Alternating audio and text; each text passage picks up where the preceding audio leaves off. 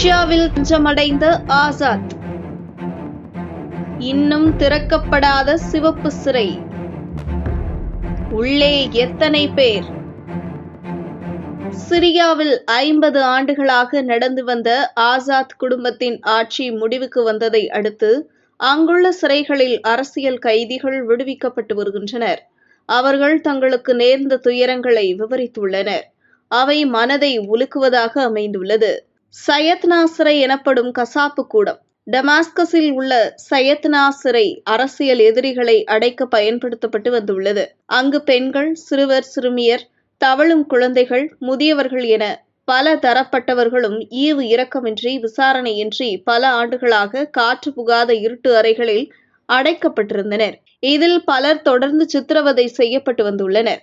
பட்டினி போடப்பட்டுள்ளனர். காயங்களுக்கு சிகிச்சை அளிக்கப்படாமல் புறக்கணிக்கப்பட்டுள்ளனர்.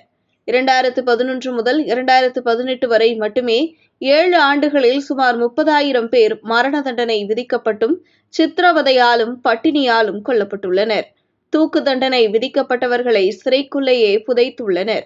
பெண்கள் பலர் தங்களது தவழும் குழந்தைகளுடன் கைது செய்யப்பட்டு 10 ஆண்டுகள் சிறை வைக்கப்பட்டுள்ளனர். சிறை உடைக்கப்பட்ட அன்று பலருக்கு தூக்கு தண்டனை விதிக்கப்பட்டிருந்த நிலையில் அவர்கள் மறுபிறவி எடுத்துள்ளனர். சிறைக்குள் 3 அடுக்குகளை கொண்ட பாதாள சிறை உள்ளதாக கூறப்படுகிறது. அதில் எத்தனை பேர் வைக்கப்பட்டுள்ளார்கள் என்ற விவரம் தெரியவில்லை. காரணம், அந்த சிறை இன்னும் திறக்கப்படவில்லை. காரணம், அதன் சிக்கலான பூட்டுக்கள். எளிதில் யாரும் திறந்துவிட முடியாதவாறு அந்த பூட்டுக்கள் அமைக்கப்பட்டுள்ளன.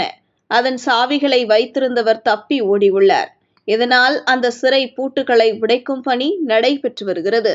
இந்த வீடியோவை உங்களுக்கு வழங்கியது www.aliaonlinestore.com. இந்த இணையதளத்தில் நீங்கள் ட்ரை ஃப்ரூட்ஸ், நட்ஸ், அதே மாதிரி குழந்தைகளுக்கு தேவையான டாய்ஸ் உள்ளிட்ட பல பொருட்களை நீங்கள் வாங்கிக்கலாம்.